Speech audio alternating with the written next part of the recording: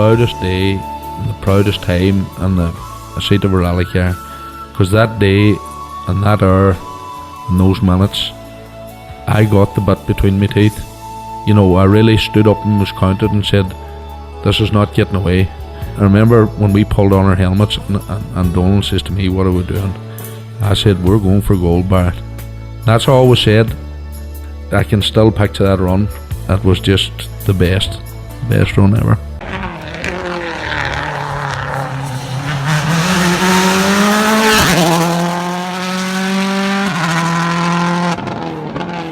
Welcome along to Krunching Gears, the Rally Podcast, Season 3, Episode 44. We're going to talk rallying once again, and it was a busy one, Connor. Absolutely. It was a weekend that seemed to wrap up quite a few championships, both at home and away. That's for sure. And I guess it's been a very successful weekend for our crews, but both home and away as well.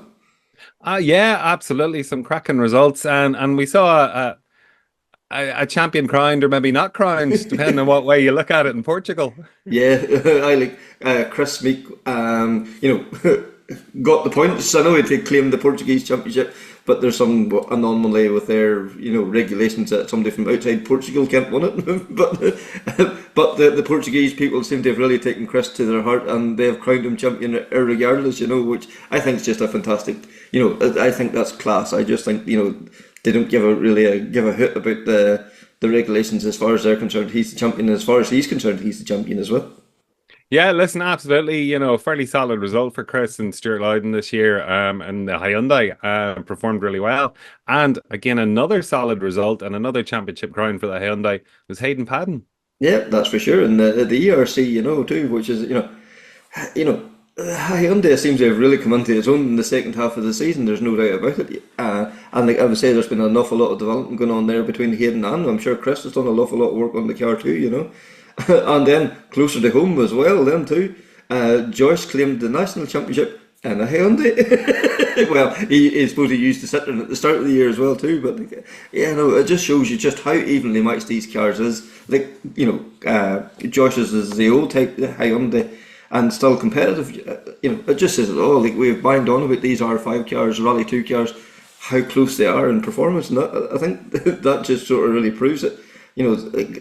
Joyce was still competitive and still up there in the old respect car. That's it. And you know what? It's very hard to know what is the car to have at the minute. As I say, we probably would have written the Hyundai off a few months ago. Yeah. And look, as you say, it's all come good towards the end of the year. That's for sure.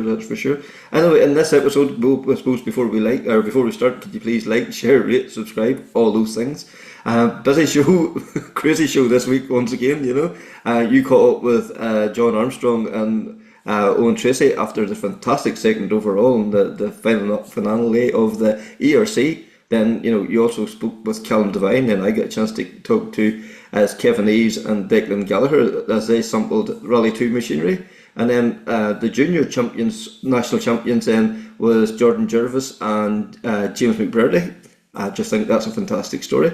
And then we start getting into the previews and the penultimate round of the WRCs this weekend. And you caught up with Josh McErlean ahead of that. And then a wee bit closer to home, the Dogleap makes a return to the forests again. And I spoke to the COC, Ian Connolly. But you mentioned Hayden Padden clinching the ERC at the weekend, but far more important to us here, this side of the Irish Sea, what a performance by Jon and Eoin. Look, just incredible. Top drawer performance. We all are aware of the speed that Jon has, and, he really got a chance to show it. And, got off to a little bit of a rocky start, not his own doing, but, things weren't looking great on stage 2. But once he got things sorted with a bit of a reboot on the ECU system, he was clocking up some fantastic stage times. Yeah, and Sunday he was a class act. He was class of his own Sunday. Only but for the niggles on the in the first morning, he could have won the rally. Absolutely, yeah. Like genuine. He lost 40 odd seconds or something on Saturday morning, and was second overall by 18 seconds. Yeah. So yeah, absolutely. Was an outstanding performance from himself and Eoin. Yeah, and this is his first full season in a Rally 2 car. Before this, only a handful of outings, not even a handful of outings. Only wouldn't even be 5 outings he's had in an R5 Rally 2 car. I just think he's had a phenomenal season. Yeah, look, it's been phenomenal for them and phenomenal for the Fiesta as well. When we Yeah, look at what the Fiesta has done, both at home here on the Irish Tarmac Championship, it's leading the BRC at the moment as well. And then, look at the results John has put up. And again, if you look at the entry list for Poland, it was the only Fiesta, yeah. Rally 2 car on the entry list. It's just incredible. It really is. And when you think back, whatever, probably pre-COVID, if you hadn't a Fiesta, you were nowhere. Pretty It's much, scary. It yeah. really is. Just Yeah. how quickly the wheel can turn. So. But I think there's no point in us telling you all about it. Let's hear from John Nolan. Jon Owen, like, what do we say? Second overall in Poland in the final round of the RC. What a result. You have to be completely over the moon.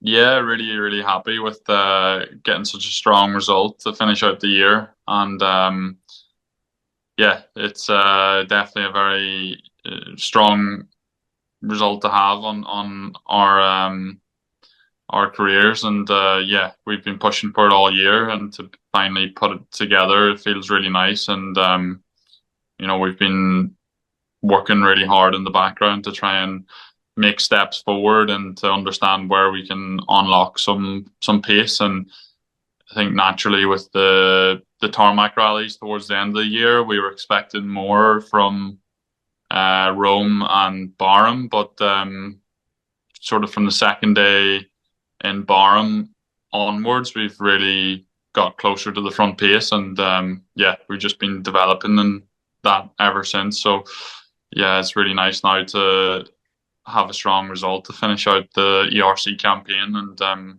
it's been a big learning curve for me and Owen to understand the car in all the different conditions and try to be on the pace everywhere. But I think it can only make you stronger having a year like this. And there's been lots of positives and yeah, some low points, but I think overall it's been a really nice year. And Owen, we're well used to Poland being on a loose surface, but this was actually an asphalt or a tarmac event. What were the stages like or the conditions like? Yeah, it was actually a very, very nice rally. I know everyone's very familiar with Poland and the fast gravel, which is really appealing. But it was very surprising to see how interesting the stages were here. I suppose they were a bit closer to Ireland and a bit of nearly Ypres and Barham mixed in. So it was a real cool rally. And yeah, the stages were very tricky. And obviously, John really gelled with the car there, and the run was superb over them. So from my side, it was crazy ride on some brilliant stages, yeah. And John Owen says superb run, which it was. However, it didn't start out that way for you, did it? No, yeah, it was a tricky start to the rally with on the first proper stage in the countryside, because we had a Mickey Mouse as usual to do, which was really cool, but we didn't have the best time. So yeah, we were looking to kick off the rally proper on Saturday morning. And we had a slight issue, something to do with the ECU, and yeah, thankfully after the stage, power reset, got rid of the issue, and yeah, we didn't have any other problems the rest of the rally, so that was really good. I think it's the only real issue we've had all year, so it shows how reliable the Fiesta is. And yeah, we just had to pick ourselves back up from that. And then on the next stage, we were having a pretty good run, and the split times were looking good. And then towards the end of the stage, I was pushing on quite a narrow right hand corner, and there was a bit of gravel just on the middle, and the rear got away from me onto the grass, and we spun, so we lost another chunk of time there. So we were definitely on the back foot, and I think we were as low as, I don't know, 12th or maybe even lower. So yeah, we were well down the order at that point. And I think the only thing you can do then is just try to show some pace. So for the next stage, we just wanted to get into rhythm. I was like, right, I'm going to have to try and make this a clean run. And we had a relatively clean stage apart from a wide moment at the end of it onto the grass, and we got the fastest time. So I think that really set us in the right frame of mind for the rest of the rally then, to try and just set as many competitive stages as we could, and also try to pick up as many places as possible. And towards the end of that first proper day, we could see that we were taking good chunks of time out of some of the guys in front of us. So it was then game on to just try and reel them in, and that's always a nice feeling whenever you're able to do that.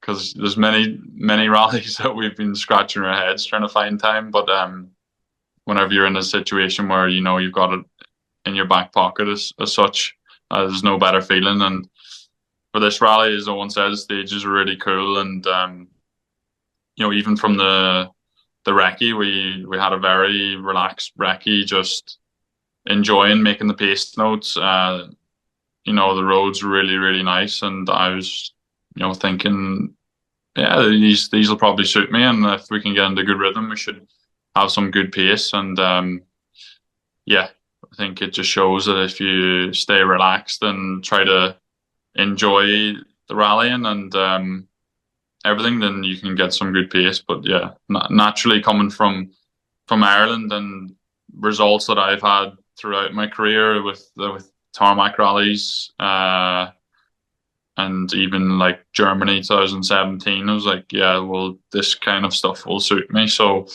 if I'm ever going to do it, that was like the time to do it. So thankfully we were able to have a really nice event.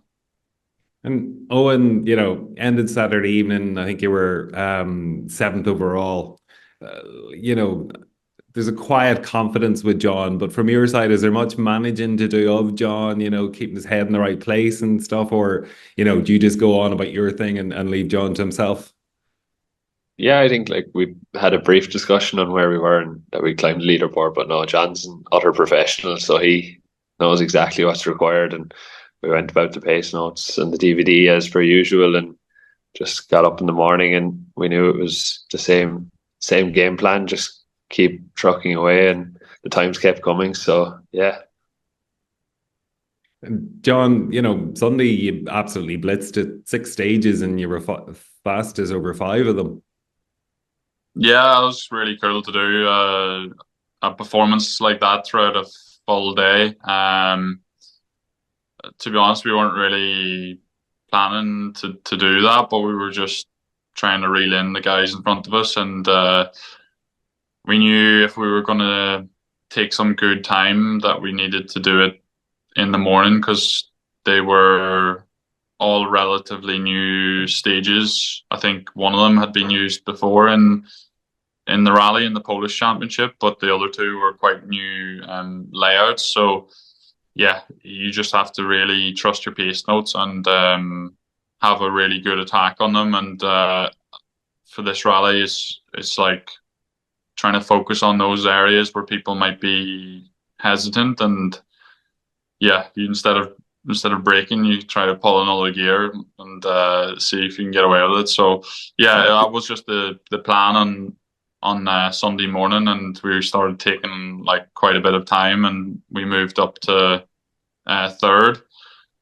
Then the rain came in, and we didn't actually have the right tire package for that to come in on the first run through the power stage. So we dropped a bit of time again there, because we basically had 2 hards, two softs, whereas the other guys had 2 soft, 2 wets for that stage. So yeah, we were just trying to get through, and we had a couple of moments that weren't really we weren't pushing or anything. It's just, yeah, in those conditions, it's very, very slippery, especially in countries in Europe like Poland and even like Croatia, Czech Republic. Like, they have a lot of shiny tar, and tar that's, been like lots of activity, lots of wear. It's like polished up from just road traffic, and it becomes really, really slippery. So at that point, it's like trying to read the conditions and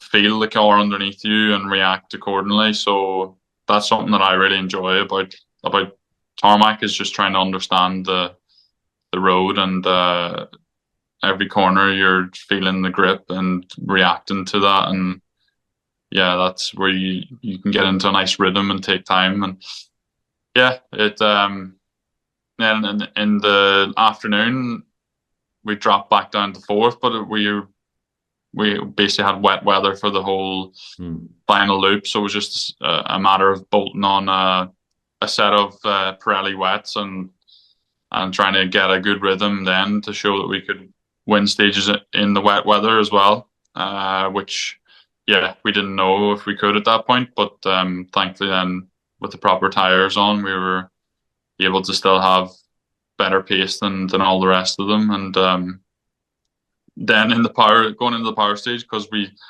didn't have like the best run on the first time through, we didn't know if we could actually stay ahead of Miko Marchek, and yeah, we still had to go into that stage and do a perfect job to stay ahead of him. And we went in with like a proper attack and try to do a clean run with not making mistakes where we did on the first pass through. But yeah, we had to just push, and thankfully by the end of the stage, still didn't know if we'd done enough. But then Owen was on the tracker quickly to get the time, so thankfully we were able to take 2 seconds out of him and even just extend that advantage. So that was really cool. And then with Caden Padden trying to consolidate for his championship, we actually jumped ahead of him, which was a big surprise because it was 20 seconds going into that stage, so we didn't really contemplate like getting second place. We were going to be really happy with having third. So yeah, that was like a really big surprise, to be honest. So yeah, we were elated at the finish line.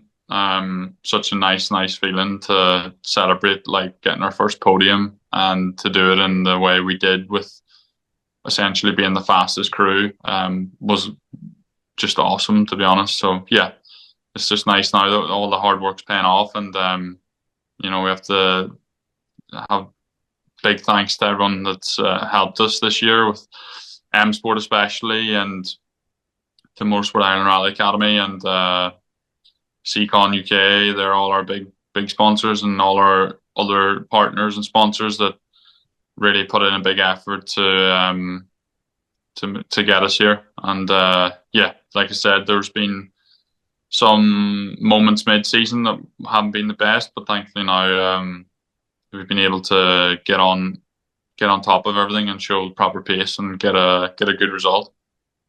And I know, and from M Sport's perspective, when you were up into the podium positions, were they looking for you to hold fire, or were they quite happy for you to keep pushing? I suppose we had no real goals. We obviously wanted to be on the podium position. I think it was good for us to keep pushing for stage times as well, because we'd had almost a clean sweep all day, so it was good to just keep pushing. Yeah, and there was also the tire championship was ongoing between Pirelli and Michelin, and there's so many things going on in the whole rally that you just wanted to keep pushing to keep the odds of everything alive. Yeah. And John, part of the season this year has also been showcasing the Fiesta. Again, M Sport have to be delighted with the result there in Poland. Yeah, I think we've shown that the Fiesta is still really competitive, and last year with Adrian Formo, he was able to do those sorts of performances. So to be able to confirm that with a similar rally to Central Europe last year where Adrian won, and even when he done the British Championship, he was winning the Ulster and stuff, and Ypres as well. So yeah, it's good to confirm that the car is still capable of that, and for sure for M Sport that can only help them have sales going forward now for 2025. The car is really capable, and yeah, it's so good in those conditions and really easy to drive.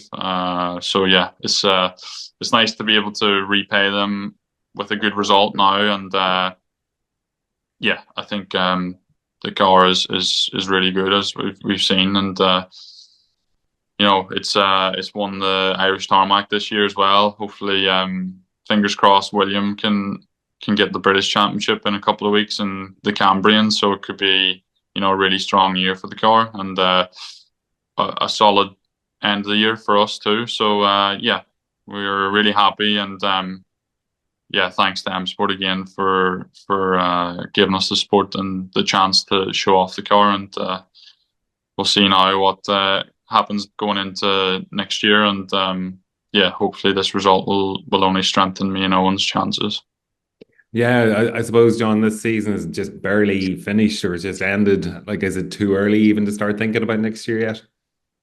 Yeah, at the moment, like we don't understand fully what we'll be doing, but it was clear that we needed to show more pace. So yeah, we've been able to do that in Kerrigan and in Poland. So yeah, hopefully now going into the winter break, we'll be able to have some good conversations and be able to put together a solid program for 2025 as well. And yeah, that's the aim now. That'll be the busy work now over the next weeks and months to see where we end up. But yeah, I think me and Owen are both really enjoying being in the car together and just trying to do the best that we can. And naturally, I think you're learning as well. So yeah, it's only going from strength to strength. I know. And what's been the highlight for yourself this year? I suppose definitely the weekend was a huge highlight, and across the season, really, to step back and look at the whole thing has been just one massive highlight. Like, and a big thanks to Jon for giving me the opportunity, and the MI Rally Academy also, for putting me into the seats. I suppose I'm pretty new to that level of competition, but it was brilliant to get the chance, and there's been ups and downs, but yeah, to finish the year out in such a high is definitely the highlight. So look, as John and Owen says, everything is very much up in the air. There's no plans for next year. I suppose it's still very early days yet even to be sitting down to talk about that. But hopefully on the back of that result in Poland, fingers crossed that there's something comes together for them for next year. That's for sure, because they do deserve it, like as we said before that piece there. What a phenomenal year, And then a little closer to home, I suppose, the Donegal Harvest Rally wrapped up the Border Championship and the National Championship. And I suppose we should say that, we mentioned all the other championships. The Border Championships was won by Marty Toner and Ben Taggart and the Proton. And that's great to see because, they had a few issues with the Proton, and it's good to see it, that car coming good. And, no better man to unlock the potential of the car than Marty and Ben. So Callum, fourth one in the row in the Harvest. This Skoda just seems to he's hit the groove with it. Look, he settled well in, and again, another rally with tricky conditions. He hasn't had it easy in that Skoda since he jumped into it in Donegal. And he's been mainly competing in the wet, but he really has got to grips with it very, very quickly. That's for sure. And then Josh come good then in the Hyundai, took second. Clinched the championship. It has to be happy with the year he's had there, and especially the second half of the year. What can we say? Like, if he gets the Citroen unlocked, we keep saying it. He's he hasn't lost the speed yet. It's just only a matter of time, just until everyone just starts to the stars start to align there again for him as well too. Sam had a great year too. That we said earlier about the Hyundai, the newer one, the A20 Rally 2, it's just getting faster and faster. The National Championship this year, so many great results and all, and it just seems to be going from strength to strength.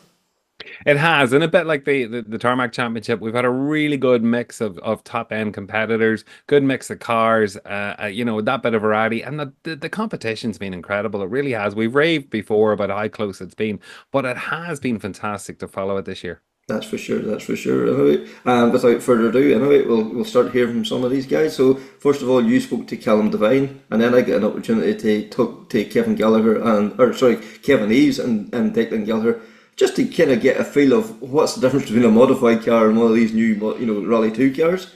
And then we will to celebrate the young guys coming up, the guys that won the junior national championship. Jon Jervis and James McBrearty, two great lads. Just good pals going rallying, and that's what it's all about. And I just think that's a phenomenal wee story there as well too. So anyway, first of all, let's hear from Callum. Callum, fourth win on the Harvest Rally. What is it about Donegal? Does Donegal suit you? Do you suit Donegal? You just seem to be at home, both on the International Rally and now on the Harvest Rally as well. Yeah, it's yeah, look, I enjoy the stages in Donegal. They have a great variety of stages, and yeah, it's not too far away from me up in Derry. They always go down to Donegal, but yeah, look, it's been good. The harvest has been good. That was my first actually outright one in 2019, I think it was, when we made the transition to the R5, the year we racing Craig and Ali and stuff, and the Fiestas, and yeah, it was the end of the year. That was my first outright one, so special to get that. And yeah, look, now my fourth one. I'm delighted. Yeah, enjoy it. Love Donegal. Yeah, damn conditions on the Harvest, but you had a fairly clean run, I think, bar one puncture on Carnhill. Yeah, it's yeah, we had an okay run. It was tricky now, to be honest. I probably wasn't been used to stages up around that area.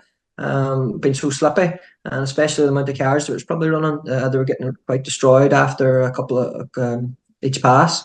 But it was tricky. It was tricky. I did find that we had a good start, obviously, in the morning, and then yeah, just it's hard to just probably keep the nose clean too, that sort of way. As I say, we got a puncher in Karen Hull then.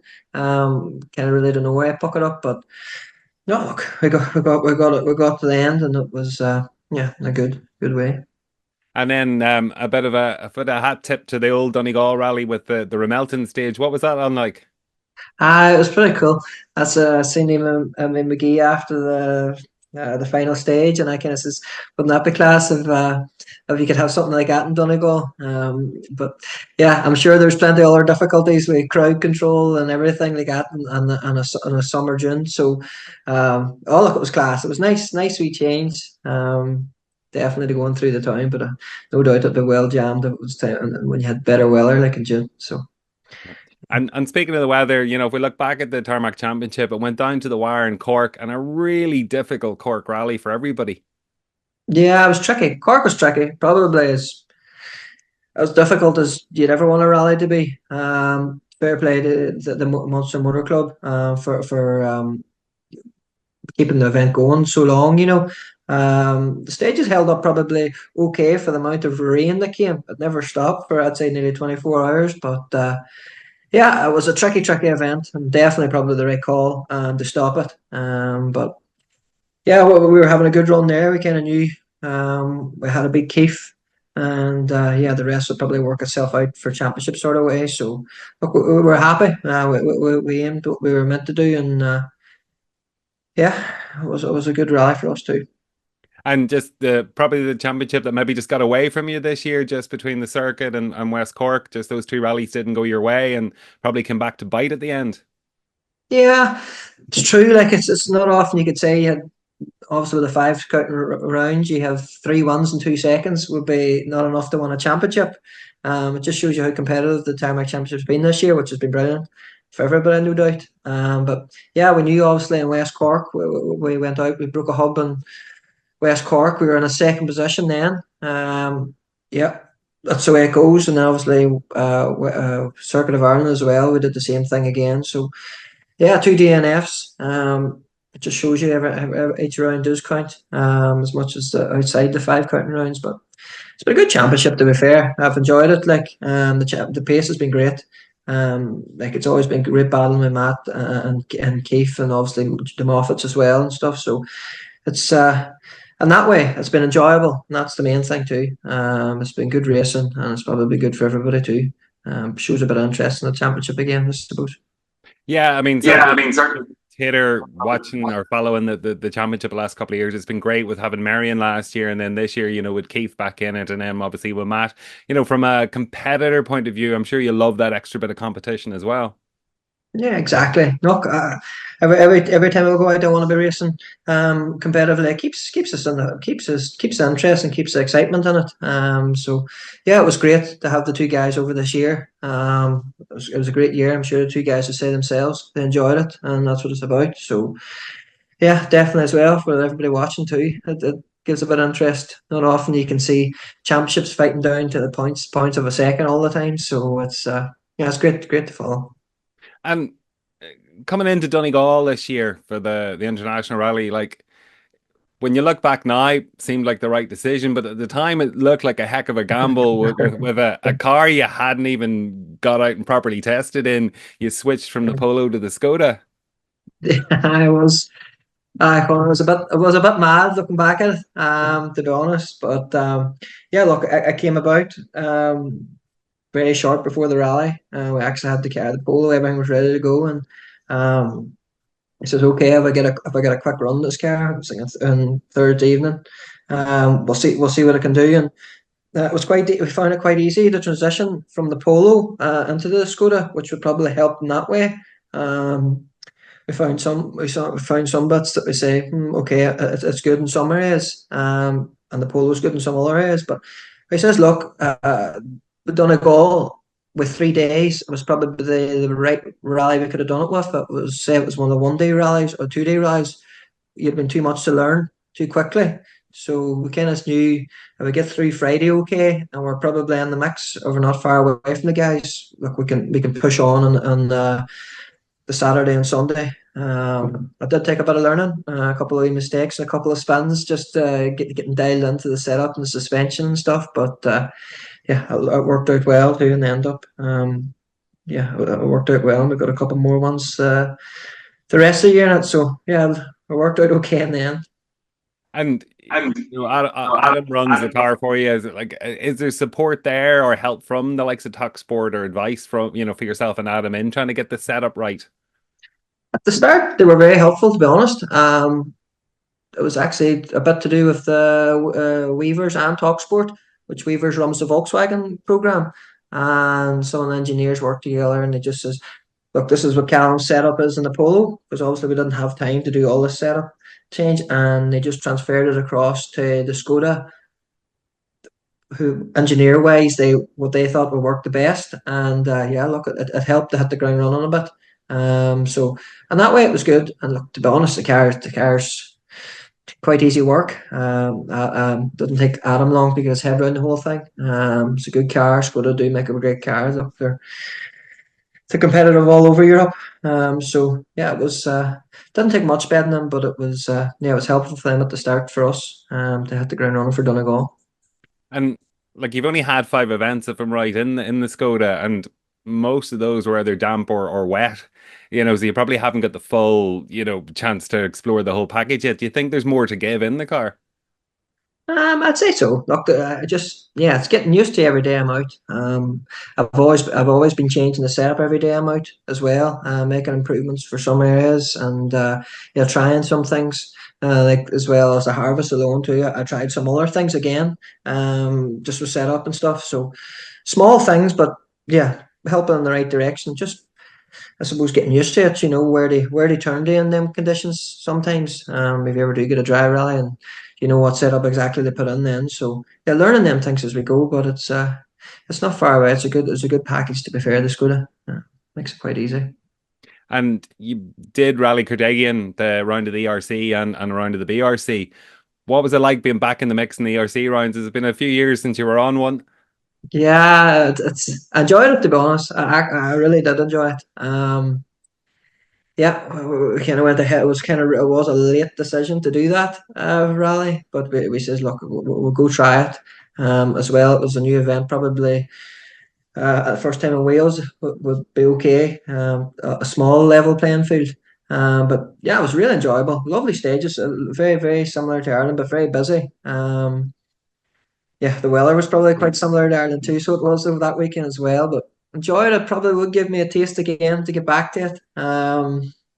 With a good result there as well. Probably took me a wee bit.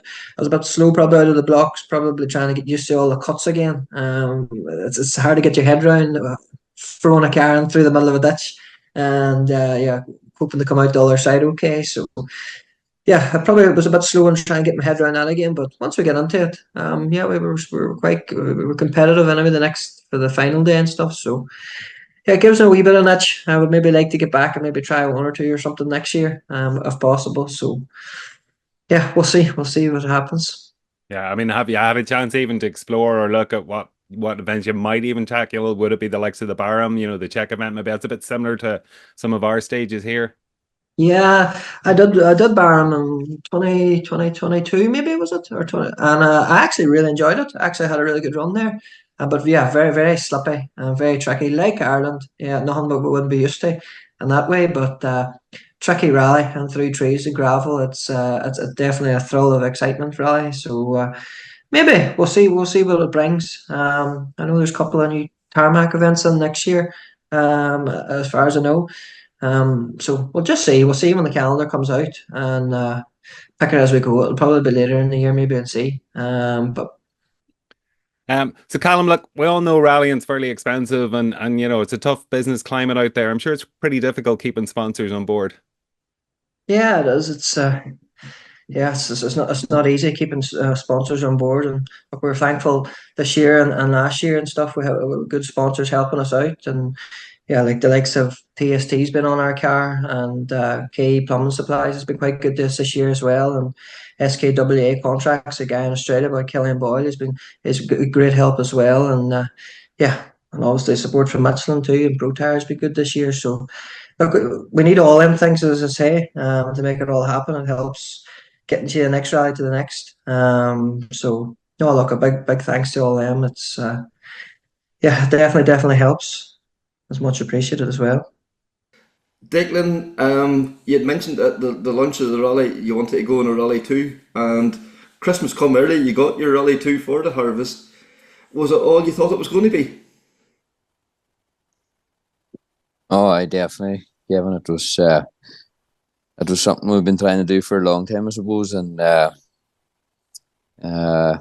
definitely the cars are something else, like, but different way of driving and whole different ball game really than the Starlet. And Kevin, like that's rally 3 for you now, and like it's been a difficult baptism so far, but I think it seemed to be coming together a bit better now towards the Saturday progressed. Aye, well, I suppose Galway I kind of done my own harm with the first stage, and I just kind of ripped that day off. But then I suppose Cork, I actually felt like I got a good enough scud in Cork. It would probably help me for the harvest in the sense of, yes, the rally was called off the deluge, but you got to put a full wet set of tires and kind of see how them things braked and covered through a bit of dirty stuff. So no, I suppose the harvest was probably the first time I actually went to the rally with a wee bit of happiness, knowing what the car was going to do left and right. So that was good our crack, and I suppose we got an alright cut through it, so we weren't so bad. Yeah, and the club put on a great rally at the weekend too. Like classic stages, Trantra and Carnhill, and then going back to Remilton as well too. Like, is that pretty cool? Even to go, even for guys that's been rallying as long as you have, even to get through a town stage like Remilton. I definitely. I thought it was cool. Now I'd say the last town stage we could have done same thing again was probably the harvest. Was it down through Kilcar or something like that? Yeah. The last time.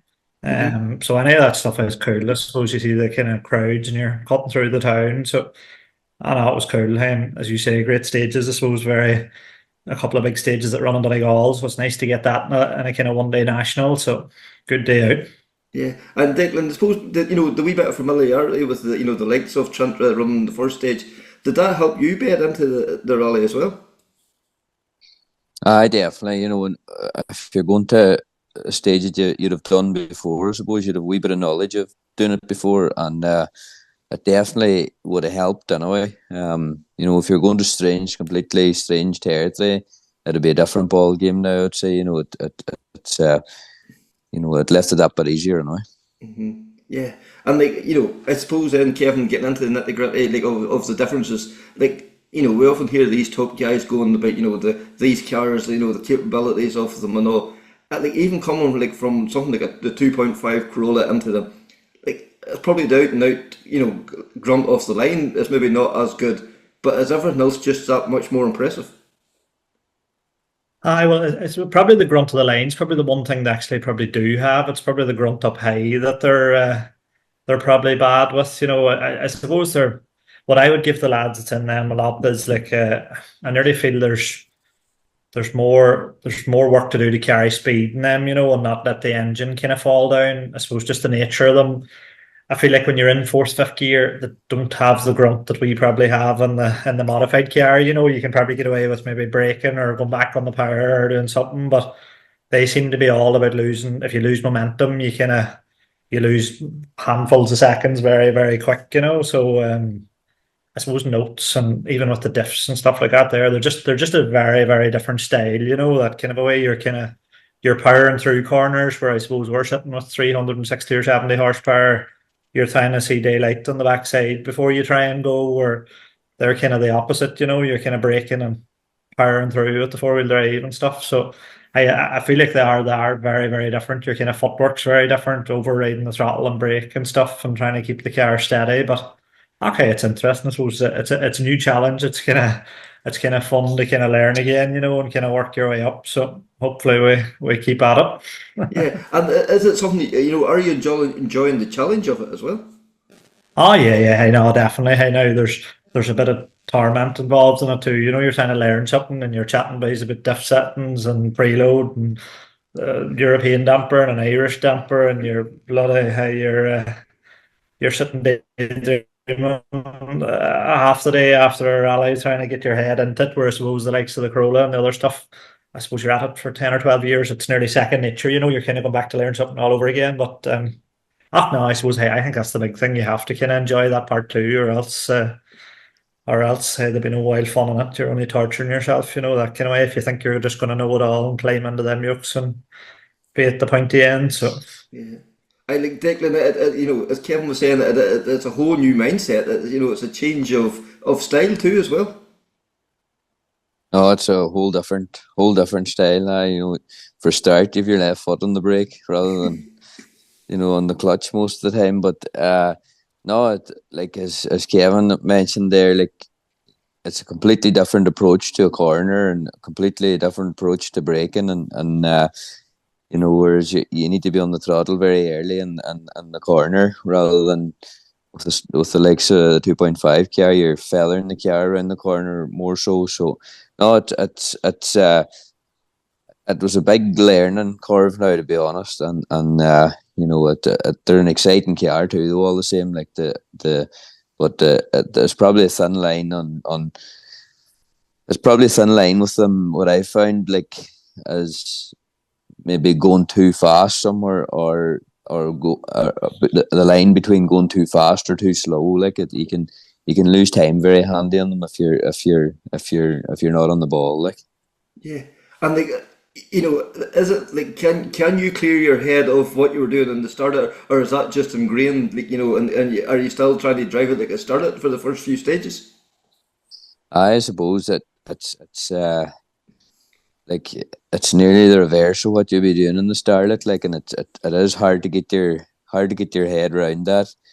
I suppose the Starlet, every corner especially the conditions was there last weekend. I suppose every corner that you come out of, if it was a Starlet, you'd be waiting on the back of her to go across the road, and you're trying to control that, whereas it's a different style with them cars. Like they'll not do that as much. Like they'll not tend to do that as much. Mm-hmm. Because even Kevin, I suppose even being 4-wheel drive, is even the way they heat the tires and the tires grip and all, that's going to be like that's a whole different sensation as well. Well, that's what the boys would have said. Like even as we were going out, and I know it did start to rain, but I suppose maybe in our tires, like you're out and full out and out wets in them cars, and I suppose you're trying to learn from the boys kind of in the camp. I suppose you're even the bits of kind of damp, not even maybe a lot of running water. They're still out and full out and out wet. Or I suppose you probably can't throw them cars about as much to kind of get the heat in it. I'd say if you puck a wrong tire, it'd be harder to work. Or like the 2.5 car, you'll force the car to understeer to generate a bit of heat, and with the grunt, you're going to spin the back wheels to get a bit of heat. Where I'd say they're just a wee bit different that way. I think it's all grand kind of when you're doing the A's to B's, even doing that the way you're covering them. But it's like when you get in a handle, like even we had a bit of a spin there, and the first thing you nearly done was let off the throttle, and the kind of diffs open up, and everything gets twice, it gets away from you, where I suppose it's not in your muscle memory. You're kind of doing what the two-wheel drive car you would have done, try and let go and gather it up, where you see any of the other boys like Josh or Callum or any of them boys there, if they're in a bit of bother, it's toe to the headlight kind of a thing, that kind of a way. So it's just all new, Yeah. And that, I suppose that will come, but it's just going to take the time, and it's how would you put it's having the to keep pushing on, and trying to raise the muscle memory from before and create new muscle memory. That's it. It's just I suppose if you get enough handlings, you'll learn the hard way a bit. Hope it doesn't cost too much, just. But even Declan, going on, from 15-inch wheels and they started up to in the 17-day run, is that a whole different feeling through the how you judge the car as well too? I suppose so. I found like that you'd find with them cars like the back tire takes a long time to heating on them, whereas as Kevin mentioned there a wee while ago, you can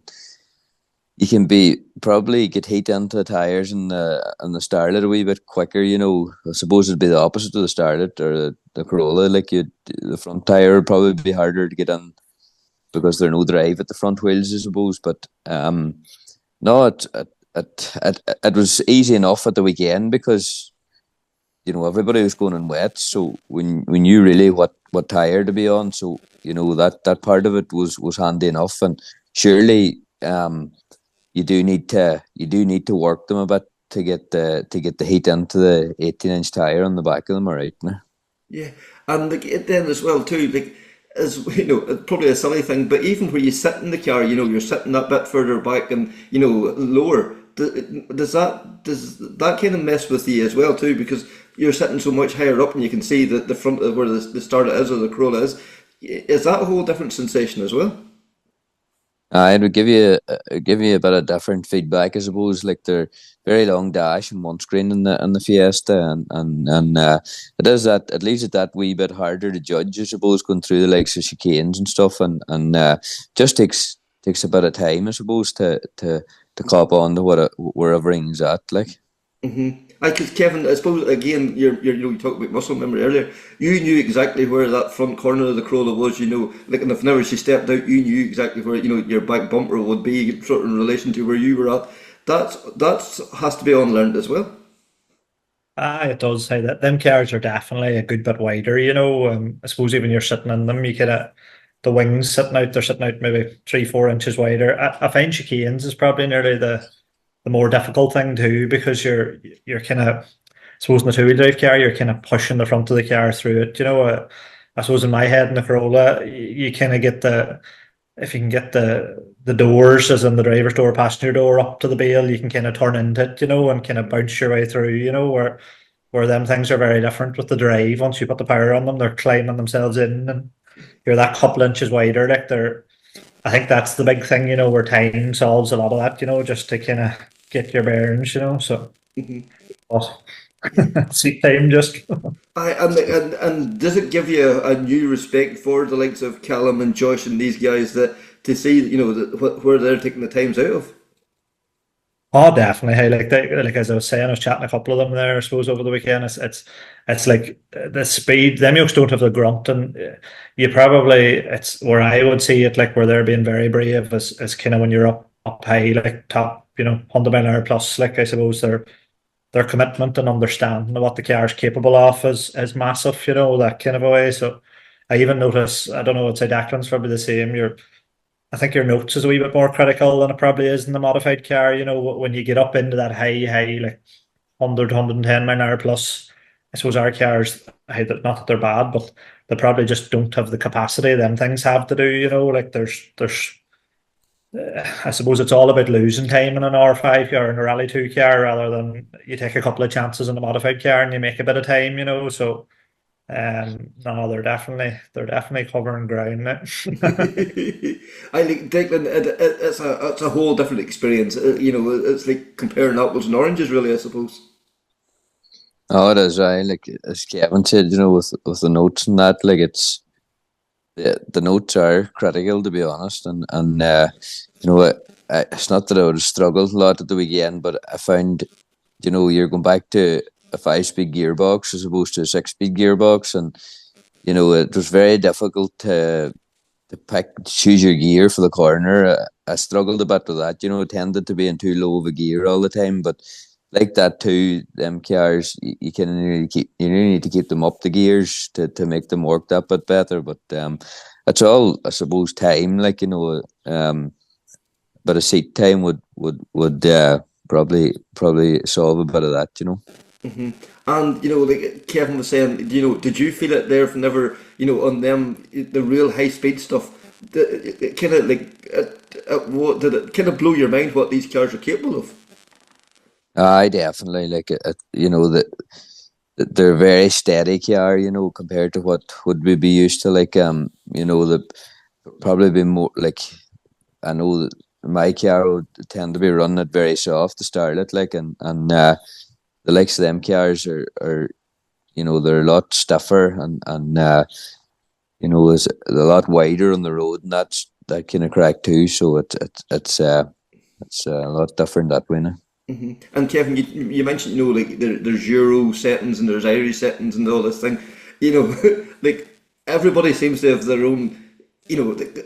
Everybody has own settings, but it's marginal. It's a click here, a click there, but it seems to make a huge difference in these cars where maybe the modified is maybe not just as fine tuned. It's probably. I know everybody kind of does have their own way in it, and I suppose they can kind of make it work. I'd say it's a bit of both. Maybe you would see even in the modified, I suppose there's certain rallies you go to the faster roads, maybe West Cork, Clarny, and that the boys that like maybe a wee bit more of a sharper car or stiffer car can kind of clip on the wide road or the white line road, where I suppose I would run a softish car too, kind of similar to Declan, where maybe if we get into a bit of bumpy territory, our two cars might cover ground that wee bit better, when you come out of it. But it seems to be the same. Like you see, like the likes of Josh runs a very soft car and seems to enjoy it and makes it work. And you see then, I suppose, Callum maybe a wee bit stiffer, or Matt Edwards, and then boys running very stiff cars. So I suppose I even find that, even as what Declan says, I suppose I would have run a softer car, and I suppose you're nearly trying to learn your way through it, making the car really soft and trying to see what suits you and figure it out yourself, make it fit your own style of driving, that kind of way. So. Mm-hmm. Right, and Declan, we often talk about, the modified guys, the banter and the bit of crack and all. Is it the same with the 4-wheel drive boys? Are they helpful? Will they offer you a bit of advice on setup and driving style? Oh, I know. I suppose it's like anything, that all the boys will kind of pull together, and it's no different there. Like, myself and Kevin must have been on the phone for about an hour the other evening there, chatting about one thing and another, and I suppose it's a whole different experience, and it's good to be able to talk to somebody for a bit of advice and help on that too. At the same time, it'll definitely helps you along, like. Yeah, and you've been very lucky too with Neil there in your camp as well, who has been, working on Gary Jennings' car, as well as David Kelly's, and he has great knowledge, and that was bound to give you, he's given you a base setup you can work from as well. Oh, Neil was massive help there. Neil's worked on them cars since the first of the R5s came into Ireland, nearly, I'd say, from being working with Tom Gahan and till he had set up on his own there, so he has massive experience of them cars, and it was a big help. He knew where to set the car I didn't really mess about too much with settings, to be honest, at the weekend, because I was just really concentrating on trying to what was going on. I didn't want to be messing about too much with it. It was enough to take in on the first day, I suppose, than to be messing about with it. Yeah, because Kevin, we've even seen now some of the top guys. They're actually, changing making changes between stages. Like we heard of, a few years ago it was Craig Breen started, coming off Moss Gap, going into the next stage, and he was changing the settings, and that's like everybody's starting to do that now. Like it takes great confidence to be able to do that as well. I suppose it's just experience now. It is. I know them cars, they weren't that handy. I took a notion of changing a lot of clicks, and you'd nearly want a wetsuit on to lie on the ground to reach them. I know. I suppose that seems to be the way of it. Everybody's kind of looking over the hedge. I suppose there's that many quick lads now. You kind of see in certain events a certain setup. I suppose that's what I kind of meant. There's certain setups suiting certain events, and then boys is chasing their tail trying to adapt and stuff like that. So. No, it's interesting now for sure. Aye, and you're similar to Declan there. You have Ryan Loughran. We've seen what Ryan Loughran can not only do and keep the car themselves, but the wealth of knowledge he has from running other guys as well. Oh, I know, sure. I suppose the guys in the camp, and I suppose you have Eddie and Cahan and I suppose Matt Edwards and them guys all running out of that camp. So it's everybody has their own kind of way of working, and you're just trying to vacuum a bit of knowledge. And I'd say Ryan, I kind of seem to have the habit where I have to do it myself. So Ryan's probably already sick of me taking what he tells me what to do and then deciding I'm going to do the complete opposite half the time just to see what it does. Just to probably annoy him nearly at this stage. But no, it's good. Hey, it's just, I suppose you have to learn your own, try and learn your own setup. But no, it's good to have them lads, because all of them, that's what I mean. Like even, I suppose Matt maybe running a European damper, Cahan running an Irish damper, and you're trying to understand what that kind of does to the car to see which one suits yourself, kind of a thing. Mm-hmm. Yeah, and it seems that the Fiesta is a really good car. It really seems to suit the Irish setup, and all these different cars have come. The Skoda now obviously seems to be that wee bit further ahead, but the Yaris, these cars are so equal. Like there is no massive advantage in the particular car. It's just getting that fine tuned setup.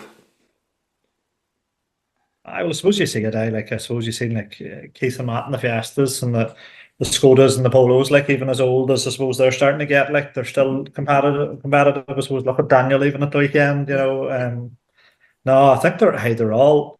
I think rallying has that much in it for over the 16 or 17 kilometers of random road. The even small advantages and disadvantages of the certain cars, the right driver can kind of make it up. So no, it's I don't think anybody has a bad car there at the front end of the field now. No, that's for sure.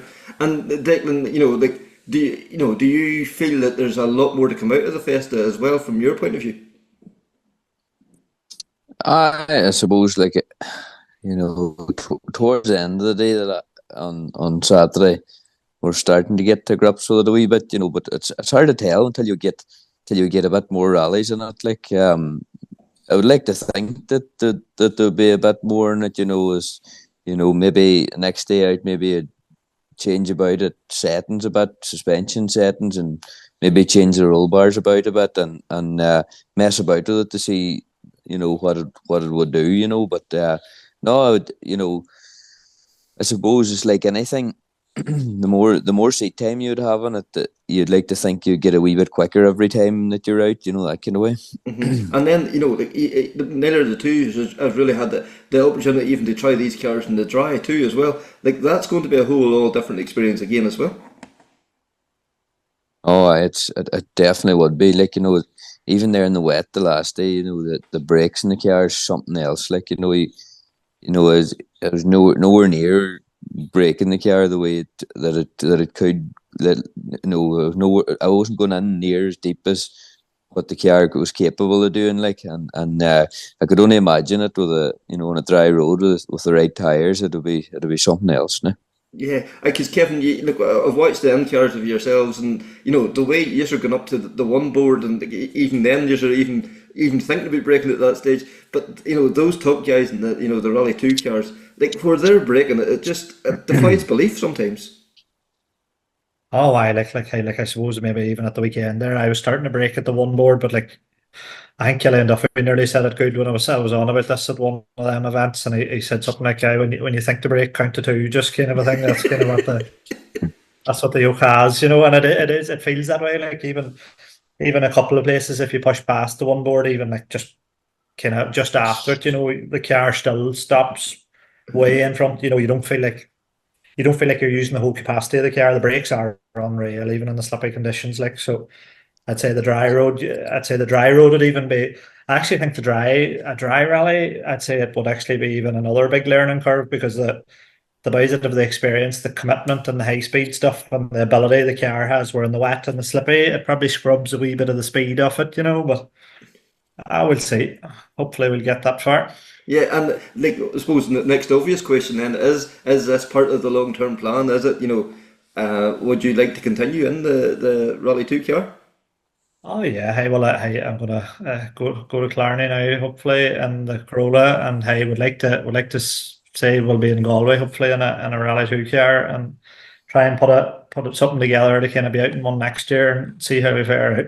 Yeah, and Declan, I suppose same question to yourself. Like, you know, this is whetted the appetite. You know, is it put you in the ocean for more? Oh, I definitely would put the notion on me for more. I would like to, you know, when you're only starting to get the grips with the car the last day, I would like to do a bit more in the car. But like, to be honest, it was really a massive achievement for me to be able to pull that off, to do the Harvest Rally in one of them cars. So look at it, it was, you know, down to sponsors, you know, only for, you know, my sponsors. That was really who made it happen, you know. So if we're looking maybe at trying to do a bit more next year, maybe before Donegal, or see if we could go to Donegal. And with me, with my work now, it'll be, you know, probably Killarney time or that before we get doing a rally anyway. So, you know, we have a bit of time between now and then to work on something to try and to go again, like. Yeah, because you have a very loyal, you know, band of sponsors and a team behind you. But I would say, you know, if anybody wants to get on board, they'll find you on social media, and every little helps. You're right. Anybody that wants to come on board will be more than welcome. And then I suppose, Kevin, you mentioned Killarney Historics. There's a young Finnish boy coming over, and I think everybody wants to go and have a look at him. Well, the Corolla then will be lined up for Moll's Gap on the Saturday morning. That's the plan. Hey, definitely. Hey, I suppose when do you get an opportunity to kind of race a two-time world champion in our own kind of territory? So no, I think it'll be class. Like, and sure, I think, hey, you're going to have, I suppose, the likes of Declan, and I don't think there's going to be a top modified by in the country, probably not making their edge in their way towards it. So that'll be good out crack. Hey, Clarney's always, say, in fairness, it's probably one of the most my favourite rallies of the year, you know, the Starrix, like. So hope to God now all goes well and we get around it. Yeah. And you always said, you know, like you always had to give away 10 seconds to Rob Duggan in the Gap, you know. Do you think will Rob be looking over his shoulder at Kelly Rovenpair's time as well? I'd say Kelly. I suppose what I do half maybe wonder is, I suppose I was even chatting to Jason Black saying, like, I suppose what age is Kelly? He's 24, 25, you know. He's not one of the boys longer in the tooth, coming for a bit of crack and a lot of beers. Like, he's probably there's a competitive streak in him too. So okay, with the Gap there, I suppose, look, you even have the likes of, like, there's Rob, and even the likes of Connor, like Connor Murphy, I suppose. There, he's had horrible luck there all year, but he probably should have had 2 or 3 of them internationals under his belt, only for bad luck. But the last couple of years, he was monstrously quick in the Gap, and you have a couple of local boys there with Callum on that too. So no, it'll be the Gap's always the one that hurts our head. But sure, what do we do? We've done it enough times now, right enough too. We can't say too much. No, and Declan, it's been an event that's always been very kind to you in the past as well too. To go down there and, you know, a 2-time world champion and a Toyota, it doesn't get much better, does it? No, it's as Kevin said, now it'll be something else now. There'll not be too many modified men that'll be not wanting to go to race the likes of him and a Starlet now. But no, look at that. That'll be the plan. Hopefully to go there maybe and see what we can do. Yeah, because like this, it's not, you know, like Kevin kind of alluded to. This is not some guy that has kind of like has seen his best days behind him. This is probably the best driver in the world at the moment. Aye, definitely. Sorry, Kevin, you were going to come in there? Oh, no, I just agreed with you there. And Declan, probably, I don't mean any harm by this here, but I don't think Yari Matt is going to be offering you a Yaris, so this is the only chance you'll probably get to race Kelly in equal machinery. Oh, aye. It'll bring some hype to the whole rally. As Kevin mentioned there, it's a great end to the year. The Clarny Historics, there's always massive crowds there, and there's always big hype for it. But I think from talking to John McCarthy and that, and then the boys from Clarny, there seems to be that bit of extra hype this year when the likes of Kelly's coming to take it on. Yeah, because Kevin, it really is the start of Christmas, isn't it? You're all part of the whole Christmas celebrations in Clarny. The lights get turned on. There's the party atmosphere, and as you say, it probably is one of the highlights of the year for modified crews in Ireland. Oh yeah, it is. Hey, it's probably at the end of the day, I know you have your internationals in Donegal, and you have your obviously the outright nationals, but it's probably the only round outside of that, that there's nearly an outright winner. I know it's split up from the historics, but I suppose in general, rule of thumb, that modified car is the first car home kind of overall, or kind of that way. So no, it does be class, and I suppose it's a one-day event on a Saturday night, and you're down in Clarny for the weekend, and you come up the road with a sore head. So always good crack, I think, and hopefully the sore head's from something to celebrate. Aye, well, sure. Look, that it'll be something else to go down and to compete in it this year. And as Kevin says, the lineup of modified boys that'll be there, it'll be some race, the cream of the cream. Aye, that's it. Donegal Harvest wrapped up the national championship at the weekend, and two men come away with the junior title, and Jordan and James. Jordan, did you think it was possible at the start of the year? Definitely not. No, we came on to the start of the year just to do the championship. That was the plan. We never had any intention of winning it, but delighted now to get it definitely at the end. Yeah, because it has been a really competitive championship this year. Every rally, there's 6, 7, 8 guys out there competing, and it's we talk about overall and not tenths of seconds. There's some events even tenths of seconds don't separate you. I think was at Monaghan. The top two were absolutely couldn't be split in times, and you're only 4 or 5 seconds behind that again. Yeah, exactly. No, that was mental. We're all going into the last stage, and it was just hell for leather basically. No, it was good racing. Yeah, that's obviously helping to bring you on as a driver because the competition is so tight. Oh, definitely. At the start of the year, we weren't at the races basically, but halfway through there on, the pace kept building and building, and everyone got the same. So it was mental, and only for that bit of competition, you wouldn't, the competition in that championships class. There's a lot of championships out there junior championships anyway that don't have that competition. So no, it's good now. Yeah, and James, for you as well too, that's helping to drive you on as well too, because you have to bring your A game to every rally. You can't afford to slip up either. It's everything's just so intense now. No, definitely not. One slip up, you could be in the hedge, really, I suppose. But the whole national championship has been brilliant this year. And 9 stages every day you're out is it's only going to help, but bring your experience on. So.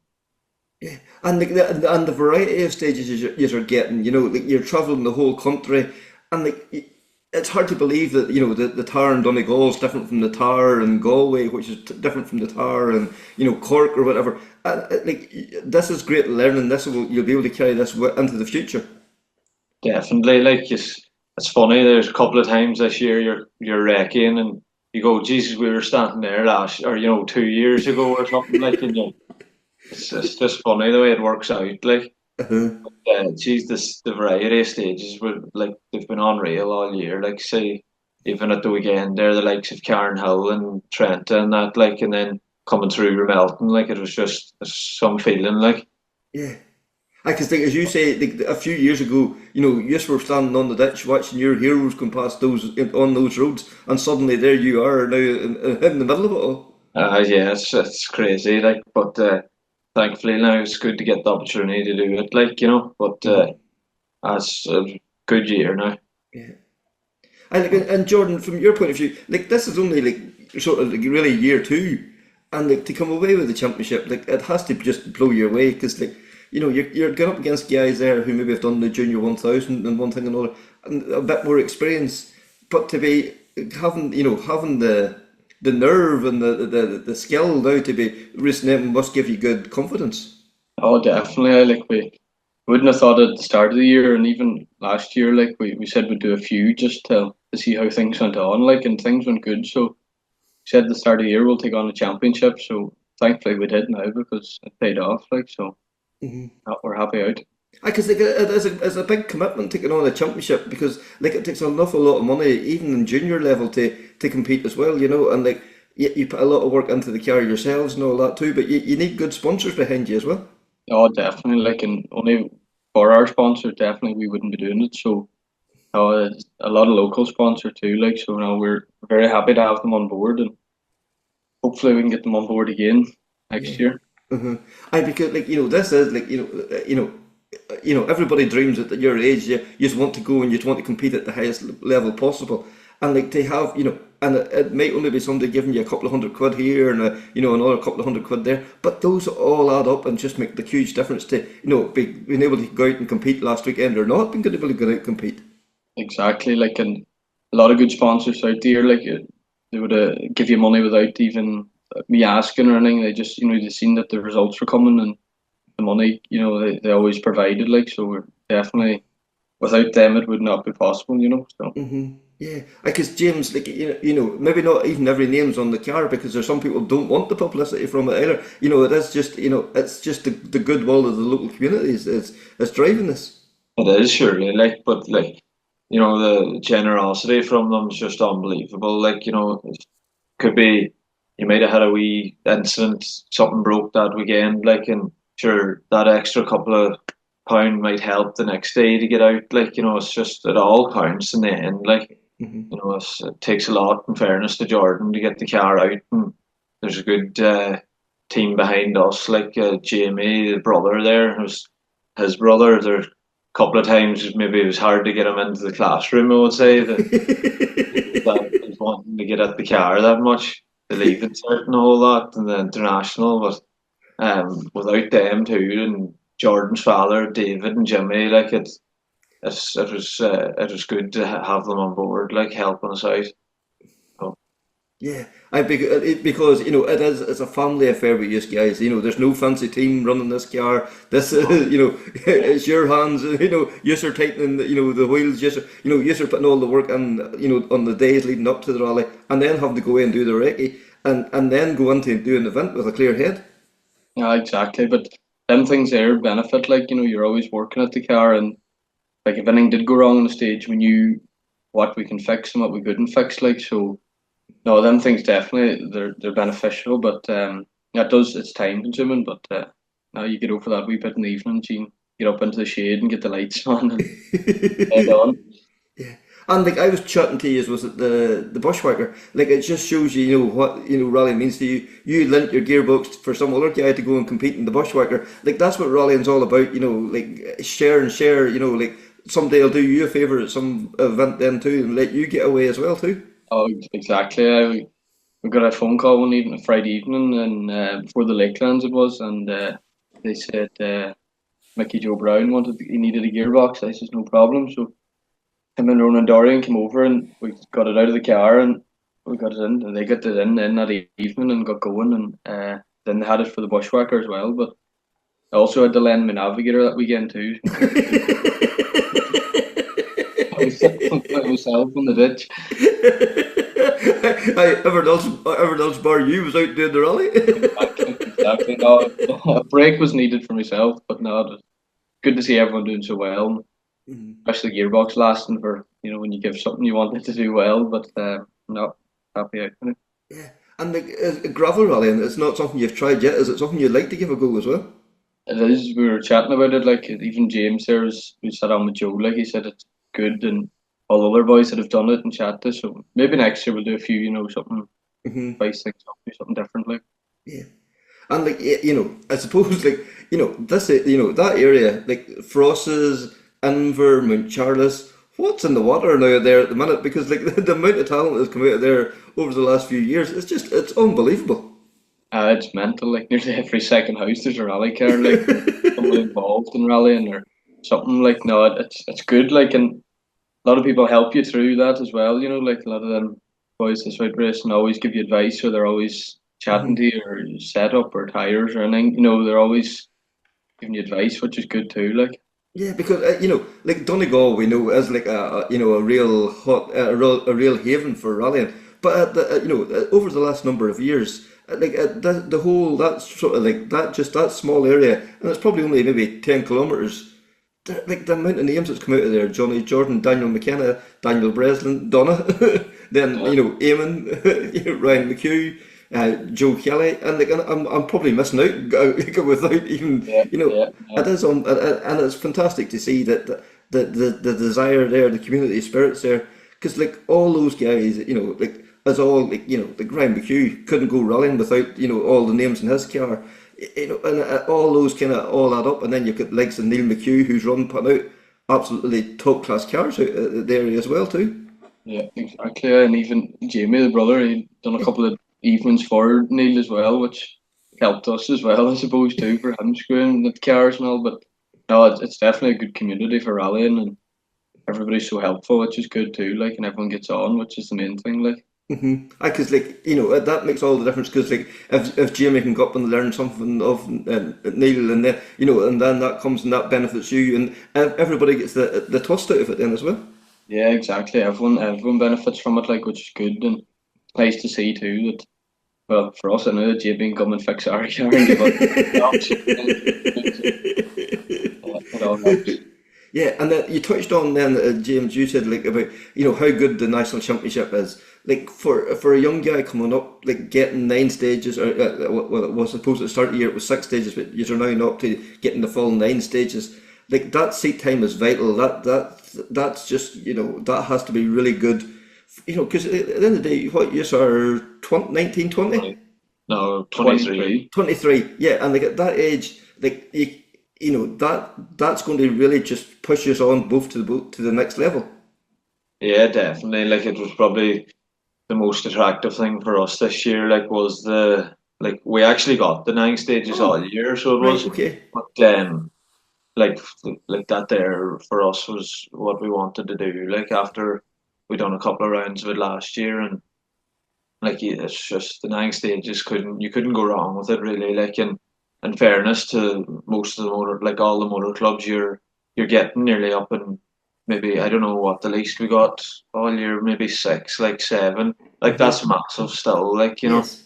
it drives you on better, and like every day you're out, you're getting better. For me, calling notes and Jordan coming on driving, like it's a massive help. Like the 9 stages. Yeah, because that the new tracker system was introduced over the last couple of years has really helped. The stages are not being lost the same as they were a few years ago. The tracker system is able to keep track of everything that's going on and get stages moving again too, and like that's working for everybody. Right from car 1 on the road right through. It definitely is. Like it's proven this year, really. How it is coming on, and like I say, it's been very good for us coming on. Improving everything. Like so, hopefully now we can keep that going. And like Jordan, like you're delighted now you've won the championship. Will you take a wee bit of time now to reflect, or is it already thinking about next year and where to next? I would say we'll take a wee time, maybe till Christmas anyway, and see what happens with a few things to do with the car. Like you get her maybe back up into shape. She's got a few bangs this year, and she needs a few wee bits. But now we'll see from there after Christmas. We'll make our minds up then, definitely. But you would like to keep pushing on with this project, really?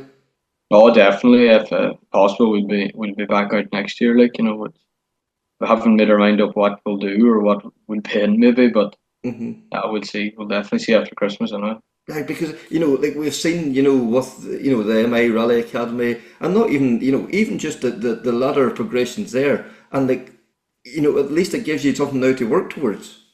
Oh, definitely. When you can see how well even Ryan McHugh, their neighbour, like is going, and how well it's helped him, and it's definitely something you want to be pushing towards to get into anyway. Like, and no, it definitely benefits everyone that's in it.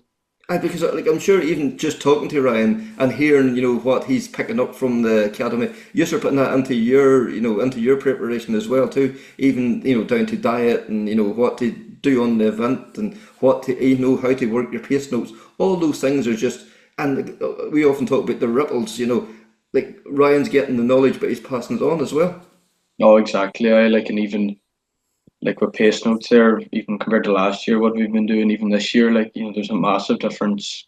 Silly wee things, that you can make so much time on, like, and be braver on, which is all helping, like, so it's good. Right? And are you already writing your own notes now at this stage as well, no too? No, we haven't this year, but we've made a lot of changes to our notes. Even that Okay. we buy Killian, like we do change a lot, and it helps. Like, And that's just trial and error. Find what works for you as well. exactly, and from the start of the year, even to you could say even harvest, like there's a lot of things that has changed, silly wee things, but it's a talent, isn't it? Like, so it works for us. And like we seen there at the weekend, Kyle went into the weekend, I suppose, probably favourite to clinch the championship, and then unfortunately he then was retired with a couple of stages to go. Does that change your mindset, or were you even aware that he was gone, or were you just still focused on fully on what was happening just in the car? We didn't know. We came off the stage and Kyle started behind us, and we were nearly enough at the start of the next stage, and he sent me a Snapchat of the car pulled in, and that's the only reason I knew. I hadn't a clue Right. otherwise or what happened, or Yes. that was the only reason. But after that, then we kind of just thought, right, we have to get the show home, like, and it wasn't that simple. We're halfway through second last stage in the exhaust split. The fumes came into the car, and James could hardly speak, and I could hardly see. So we were just diving out there, hoping that you go home. Like, but no, it definitely was a worry enough time. Yeah, and like to what a way to finish the championship, going through the Hamilton Town stage. Like anybody from Donegal or anybody in the country just knows the history involved in that. And do you get a sense of that when you're going through? Like do you see the YouTube clips of like say maybe James Cullen or whatever going through the town? No, definitely. Like you can see, you can watch YouTube there and be seeing the videos and the crowds. Like it was near enough the same. Like for us, the crowds when you come out of the last square left over the finish line, like crowds standing on the walls and the echo even through all the wee buildings. It was nice. Like definitely something different. We've never done that before. Like so, Yeah. it was nice. And like I suppose then before we finish up, like the way that the championship's working this year, the rotational events, it's given you a real good variety now over the last 2 years, and like that I think is really working because all the rallies is run fall entries, the likes of yourselves. There's always good competition in the juniors. It's not been spread out. It's keeping everything condensed, and like I think the whole championship has to be applauded for that. Oh, definitely. Like even like you arrive there Saturday morning, do your recce, most rallies on Sunday, like, and your way home Sunday evening. Like it's ideal, and even for us the juniors, like after the first rally, we knew who was going to be there, and there's a handful of us from Donegal, like, and there's always good old crack there, and the crack before the stages and all be good. Like it's mental. Like you wouldn't think we were fighting for a championship on Saturday there, like, the crack before the stages was mental, like, and then you could in put the helmet on, that was it, forgot about it, just not there, like, but no, it definitely is a good crack. Aye. And like James, do you have to calm them down or do you have to pump them up maybe before a stage? Probably more pump him up, to be honest. He's- you'd be coming round to the house maybe Saturday morning, you might have to give an odd knock to the window to get him into the bed. He's laxing up at times, But no, definitely. It doesn't be that bad. Like we kind of get on the best, like in the car, and that's the way it works. Yeah, because like out of the car, you are best buddies as well too. Like this is like somebody talks about mate school rallying. And this is what this is. Like this is it's a family affair. It's good a bit of crack. Yes, you'd like to go further with this, but at the end of the day, you realise it's just it's a great bit of fun. It is surely like you can't take it all serious. Like you're out for a day's crack at the end of the day, but you want to do well, But like I don't know when me and Jordan like we're like watching rallies all our lives nearly, like and then to go rallying is something else, like and it's great to be fit to do it, like you know. And Jordan, I suppose, finish up with yourself. Like, if somebody else wants to help out in any way, a few quid or tires or anything, get in contact. You're easy enough to find there on the social media. Oh, definitely. Every little helps, like, and the more names on the car, the further you can go as well, I suppose. And now we're definitely with the sponsors we have is very good, but you always want more, I suppose. Like at the end of the day, or more help, it always helps. So.